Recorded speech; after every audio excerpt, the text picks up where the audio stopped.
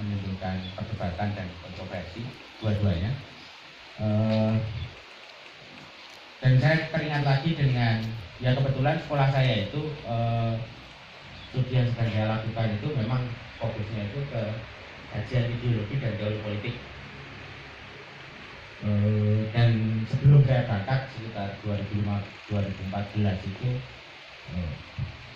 ke belakangnya saya memang banyak mengkaji terkait topik-topik ideologi. Nah, cuma kemarin ketika merenungkan soal kontroversi yang sedang berlangsung ini,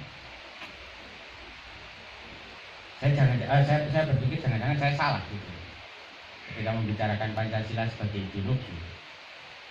Ada hal yang lebih fundamental dari itu, ya Pancasila sebagai etika. Nah, dan sebelumnya saya mohon maaf kalau tadi diminta oleh Pak Tanto untuk membumikan bahasa-bahasa akademis itu. Ya, saya mohon maaf kalau nanti bahasanya tidak cukup membumi, karena ini saya juga sama-sama belajar sebetulnya. Perjumpaan saya dengan topik-topik ini kan memang lebih banyak dilakukan di dunia dengan bahasa yang seperti itu, dan saya datang ke sini itu terutama karena saya merasa kurang mampu untuk membumikan bahasa-bahasa akademis itu. Nah, ini ada kaitannya dengan etika itu. Etika Pancasila sebagai etika yang saya sampaikan itu sempat saya tulis dalam tulisan pendek juga, itu didasari pada perasaan dan pengakuan terhadap ya kita itu punya kekurangan. Kita itu punya kekurangan dalam artian kaitannya dengan Pancasila. Saya tidak cukup Pancasilais pada diri saya sendiri. Bagaimana menutup kekurangan itu? Ya saya harus berinteraksi dengan yang lain. Dan interaksi itu diatur atau dikelola dengan tadi perasaan bahwa kita sama-sama tidak cukup Pancasilais, sama-sama kurang Pancasilais, sehingga interaksi di antara kita berdua itu adalah upaya untuk sama-sama menutupi kekurangan itu. Nah, dalam konteks pandemi ini pernah juga saya sampaikan ke dalam acara yang lain bersama Mas Nafi, yang kita sebetulnya mulai merasakan perasaan sama-sama kurang itu. Kebebasan berkurang, secara ekonomi juga berkurang, interaksi dengan orang lain juga berkurang. Interaksi dalam artian ya, interaksi fisik dan offline seperti itu. Meskipun secara online kita harus membiasakan diri bahwa interaksi kita itu terjadi lebih banyak di dunia maya. Tetapi dari situ saya juga saya merefleksikan bahwa etika ini, etika Pancasila sebagai etika itu tidak pernah menjadi wacana mainstream dalam mengatur hubungan antara negara dengan warga negara. Pancasila diletakkan sebagai ideologi, itu kemudian kan berlawanan dengan Pancasila sebagai etika. Itu kan didasari pada asumsi bahwa ada satu pihak yang merupakan pemegang otoritas sebagai representasi paling utuh dari Pancasila. Dalam hal ini dalam pengalaman sebagian besar dari kita yang pernah mengalami P4, relasinya seperti negara itu adalah representasi paling otoritatif dari Pancasila, yang paling tahu Pancasila, yang paling Pancasilais sehingga berhak nyuruh-nyuruh yang lain itu untuk berpancasila menurut versi dia, menurut yang dia ketahui. Nah, berbeda dengan Pancasila sebagai etika, maka negara pun tidak cukup Pancasilais untuk kemudian menjadi menggaku sebagai representasi utuh dari Pancasila. Begitu juga di masyarakat. Nanti ini ada kaitannya dengan pembicaraan kita soal gotong royong yang ada di masyarakat dan bagaimana sebetulnya ada sesuatu yang saya rasa masih kurang dan perlu dimunculkan, dikembangkan lebih jauh. Tetapi itu basisnya pembedaan antara Pancasila sebagai ideologi dan Pancasila sebagai etika. Kaitannya dengan pandemi, momen reflektif saya itu muncul ketika negara, pemerintah baik dari level nasional maupun daerah itu datang dengan membawa sesuatu, memberikan itu pada masyarakat warga negara dengan label bantuan.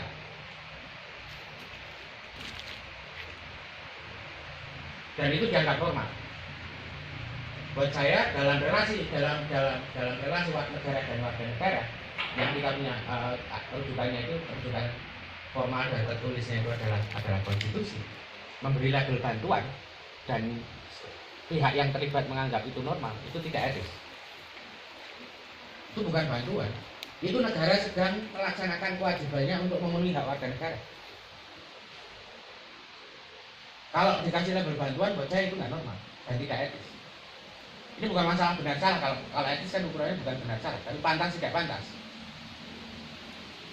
Tapi ini lebih mendasar karena ini mengatur bagaimana kita memposisikan negara dan diri kita sebagai warga negara dalam kehidupan sehari-hari. Dan ini mengingatkan saya pada ya ini prinsip republikan sebetulnya. Dan nama resmi negara kita itu kan masih Republik Indonesia. Republik itu bukan cuma pantas-pantas. Republik itu menandakan sebuah prinsip yang harus ditegakkan, yang ingin kita tegakkan dalam kehidupan berbangsa dan bernegara. Itu interpretasi saya. Dan karena itu bersifat etik ini kan hanya bisa dibangun pada momen yang sifatnya di sini dan sekarang.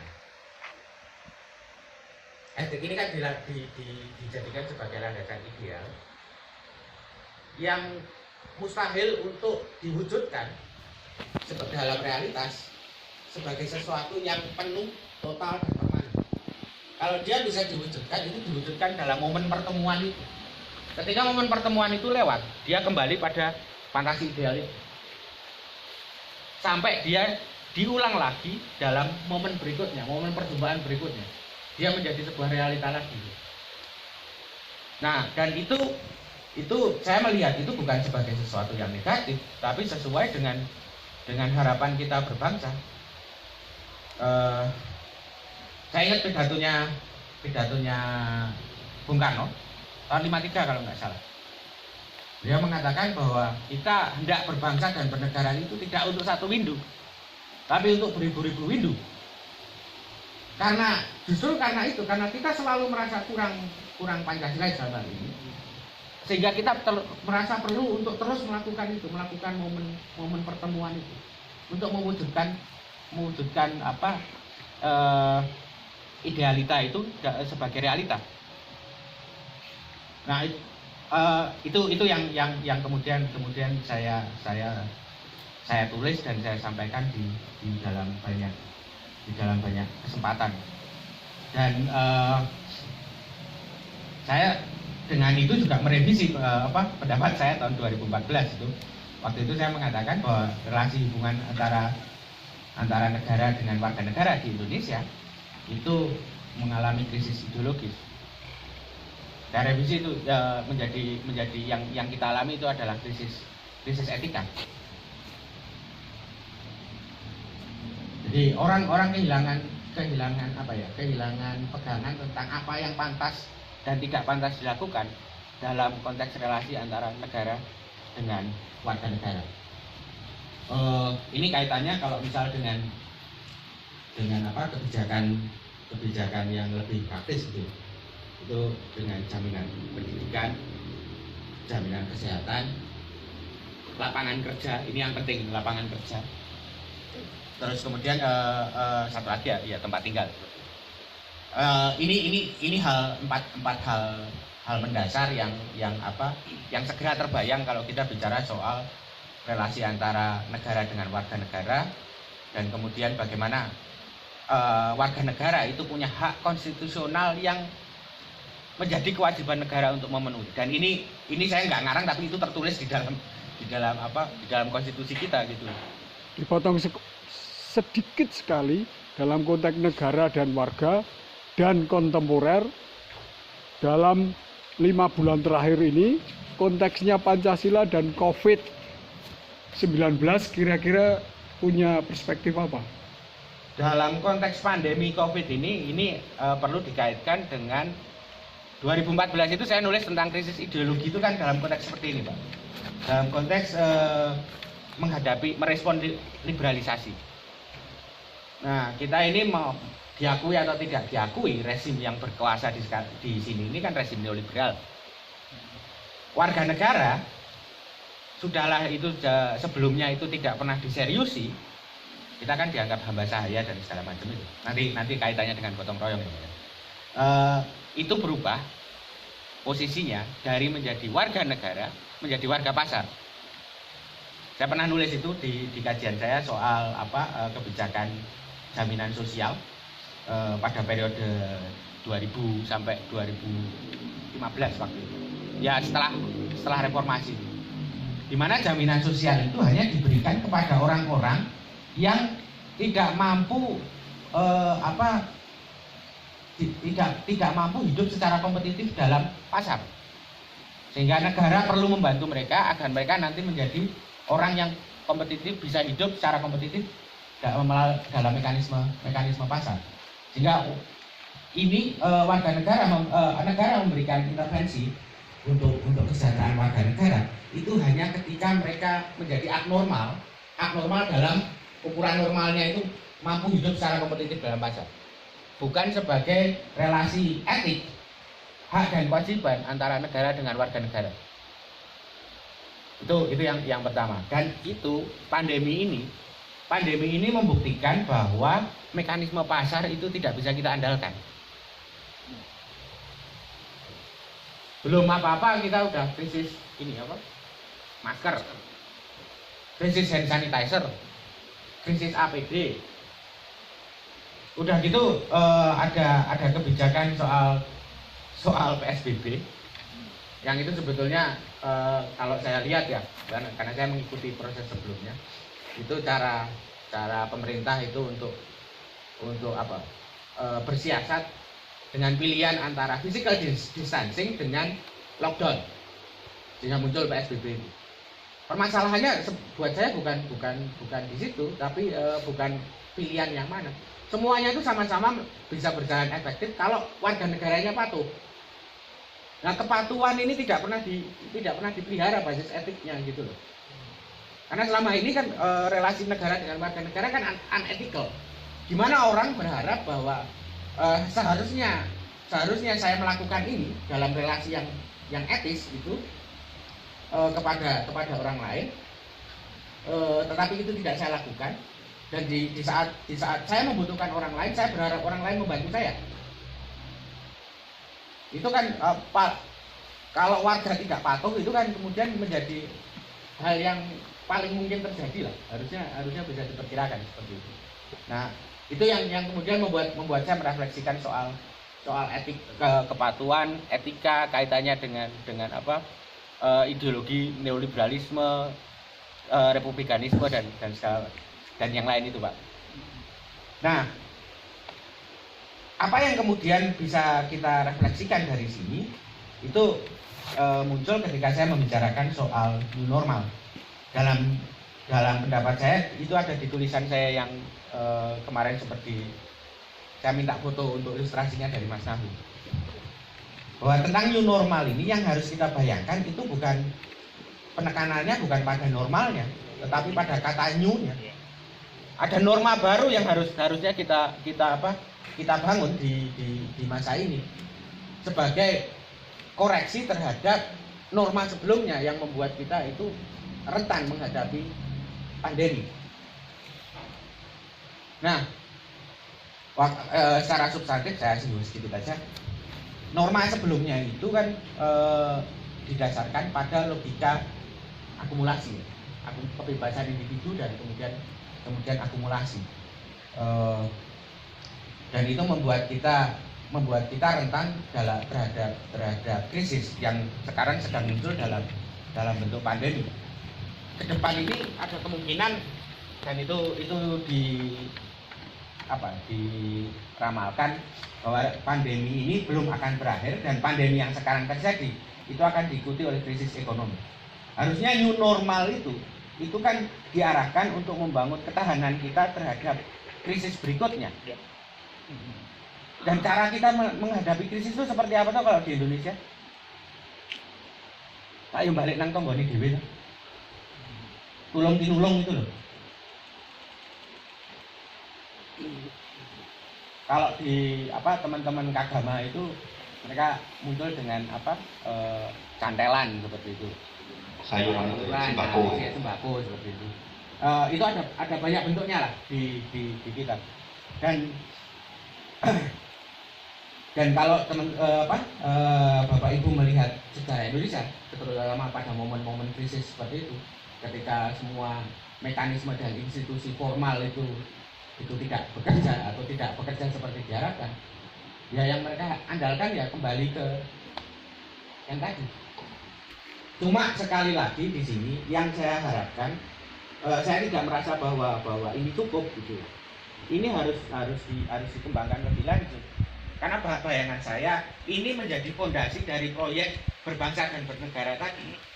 Gotong royong yang lazim kita temui itu skopnya masih level mikro. Dan kadang-kadang ini yang saya pikir juga perilaku tidak etis lagi dari negara. Mereka menggunakan konsep perilaku gotong royong ini, nilai gotong royong ini untuk menutupi ketidakmampuan mereka atau ketidakseriusan mereka ngurusi warga negaranya. Jadi ada manipulasi di situ itu loh. Nah padahal kalau semua bisa diselesaikan dengan gotong royong, harusnya kan pertanyaan kritisnya seperti itu. Kalau semua bisa diselesaikan dengan gotong royong, terus peran negara apa? Relevansi dari keberadaan negara itu apa? Nah, saya mau memberikan relevansi bagi negara dalam hal ini. Itu adalah ya negara itu bagian dari memperluas cakupan dari gotong royong ini. Kan sebetulnya kan tujuan awalnya seperti itu, sehingga apa yang dirasakan saudara kita di Aceh, di Kalimantan itu juga kita rasakan di sini. Begitu juga sebaliknya, apa yang kita rasakan di sini itu juga dirasakan yang di sana. So yang sudah Wiwitan itu. Termasuk yang sudah Wiwitan.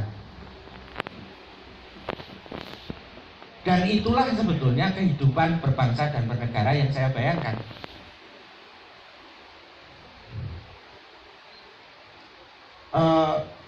Ini agak curcol ya. Kemarin beberapa tahun yang lalu saya masih di Curcol itu apa? Kok agak? Curhat colongan, Pak. Oh, curhat colongan. Orang tua gagal banget. Kurang gaul. Saya awal-awal di Inggris itu istri saya sempat ngeluh. Ini kok semua bahan-bahan naik loh. Listrik juga naik waktu itu 2016 atau 2017 ya sekitar itu. Nah itu ada kaitannya dengan kebijakan satu harga di Papua. Nah saya ngomong BBM satu harga. Nah saya ngomong sama istri saya, ya gimana lagi? Aku kalau itu untuk itu demi berjalannya kebijakan BBM satu harga di Papua, demi solidaritas kita untuk saudara kita sesama warga negara di Papua, ya saya rela. Nah itu sebetulnya kan peran negara yang diharapkan ada di wilayah itu. Nah sebetulnya dengan mengembangkan gotong royong dalam cakupan yang lebih luas, lebih dari sekedar skop lingkungan seperti itu, disitulah negara itu sebetulnya punya relevansinya yang paling kuat gitu. Jadi alih-alih memanipulasi nilai dan praktek gotong royong yang ada sekarang, yang masih ada di level mikro, negara harusnya memfasilitasi itu menjadi katalis, membuat itu punya cakupan yang lebih luas. Kan kontrolnya di negara. Saya bayangkan membangun infrastruktur itu adalah untuk itu, bukan memfasilitasi ya investor untuk mengeruk kekayaan dari ini gitu. Karena membangun infrastruktur itu bisa bermakna dua, sama kayak new normal itu. Bisa penekanannya pada normalnya atau pada new-nya. Membangun infrastruktur juga sama seperti itu. Bisa untuk memfasilitasi ini jejaring berbasis solidaritas di antara sesama warga negara, atau juga memfasilitasi ya investor kayak gitu. Nah, mungkin itu dari saya, Mas. Ya, terima kasih. Kita dibawa seperti melayang-layang dalam negara tentang kehidupan yang